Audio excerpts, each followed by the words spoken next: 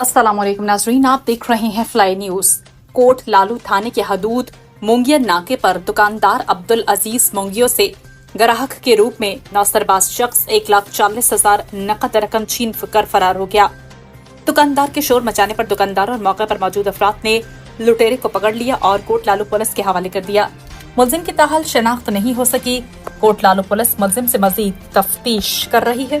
छा मसलो आहे तव्हां सां इहो जेका वारदात थी आहे? बाबा मूंखां इहो मसइलो आहे त मां शरीफ़ शहरी दुकानदार आहियां। 15 सालनि खां वठी मूं वटि आयो, हर मां अची 50,000 जो हार ॾे, उहो पे कराई, वरी चई त 50,000 जो हार ठाहे।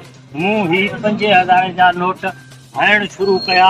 हार खे 50,000 जो हार हुयो, 50,000 पेर हेठां दस्ती करे रखियमि। 1.5 लख थाने में ॾिठई, उन्हनि खे झटि हणी ऐं पेर हेठां 50,000 खणी भॼणु लॻो त मां खमीज़ बि लथल ई शहर में दाऊं कंदो। हुन जेको आहे लॻो 200 खनि माण्हू आहे, मुंहिंजा क़ौम हुनखे ॿधी पुलिस खे ॾिनो आहे। मौके ते पुलिस वेठी हिते चौंक में पहुची वई।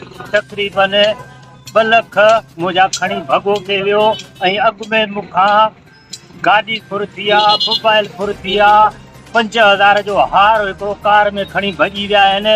मूंसां 3 चकर या वारदात थी रही आहे। मां मिसकिन ग़रीब कंहिं ते बि फिरियादी कोन हुउसि। अॼु जाइ वारदात सबूत सां 200 माण्हुनि पकिड़े पुलिस खे ॾिनो आहे, कोट लालू पुलिस जे हवाले कयो आहे।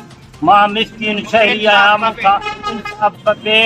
इंसाफ़ करे, वज़ीर आला करे, DIG करे, IG करे, सभु जेके बि आला अमलदार आहिनि मूंसां इंसाफ़ कनि। मां हिकु ग़रीब शहरी आहियां ऐं मूंखे इंसाफ़ खपे। अलाह साईं सभिनी खे मूंखे इंसाफ़ जी घुर आहे। हीउ 3 दफ़ो मां फुरियो पियो वञा। अॼु 2 लख फुरियूं पियो वञे।